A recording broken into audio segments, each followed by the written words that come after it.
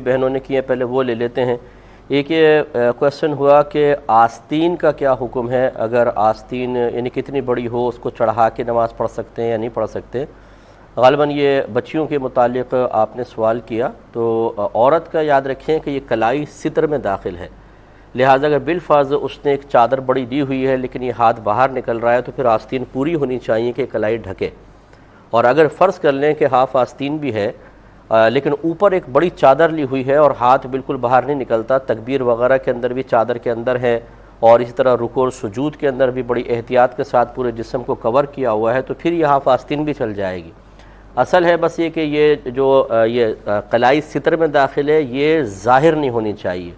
وہ چاہے پوری آستین کی وجہ سے ظاہر نہ ہو رہی ہو یا ہاف آستین ہے لیکن اوپر چادر رکھ کر نماز پڑھ لی ہے اس کی وجہ سے ظاہر نہ ہو رہی ہو تو نماز درست ہے، ورنہ اس میں مسئلہ ہوگا۔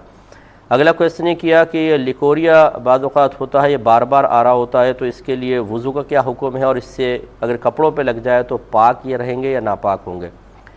دیکھیں فقہائے اسلام نے اس کو بالکل پاک قرار دیا ہے، اگر یہ لگ بھی جاتا ہے کپڑے پر تو پاک کرنے کی حاجت نہیں ہے، یعنی ناپاک نہیں ہوں گے، اور نہ اس سے وضو ٹوٹتا ہے، لہذا اگر وضو کر لیا یہ چاہے کتنی بار آ رہا ہو تو وضو قائم رہے گا اور اس کو پاک کرنے کی حاجت نہیں ہے۔ یہ کہتے ہیں کہ حج پر گئے تو بعض اوقات نامحرم سے بات کرنے کی ضرورت پڑ جاتی ہے، اور بعض اوقات ایسا بھی ہوتا ہے کہ اس کے بغیر گزارا ممکن ہوتا ہے، لیکن جیسے ہوتے ہیں قافلے کے اندر گفتگو ہو گئی تو کیا اس سے حج پر کوئی فرق پڑے گا اور اس کا کوئی کفارہ ہوگا یا نہیں ہوگا؟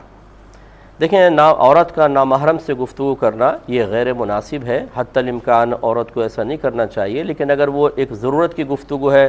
کیونکہ گزارا ممکن اس طرح بھی ہوتا ہے کوئی چیز منگانی ہے آپ کسی اور سے منگا سکتے ہیں محرم سے، لیکن نامحرم کو کہہ دیا، لیکن یہ کسی نہ کسی ضرورت کے تحت آتا ہے، تو ہمیشہ ایسا نہیں ہے کہ عورت اگر پردے میں رہ کر کسی محرم سے گفتگو کر رہی ہے تو اس کی آواز غیر محرم تک پہنچنا، یعنی اگر غیر محرم سے گفتگو کر رہی ہے تو اس کی آواز کا اس غیر محرم تک پہنچنا ہمیشہ گناہ ہو۔ ہمیشہ گناہ نہیں ہوتا ہے، نامناسب ہے کہ عورت بلا ضرورت نامحرم سے گفتگو نہ کرے، لیکن اگر کرتی ہے کسی ضرورت کے تحت یا ویسے بھی اگر کر لیا لیکن کوئی اس میں گناہ کا عنصر نہیں ہے، فحش کلامی نہیں ہے،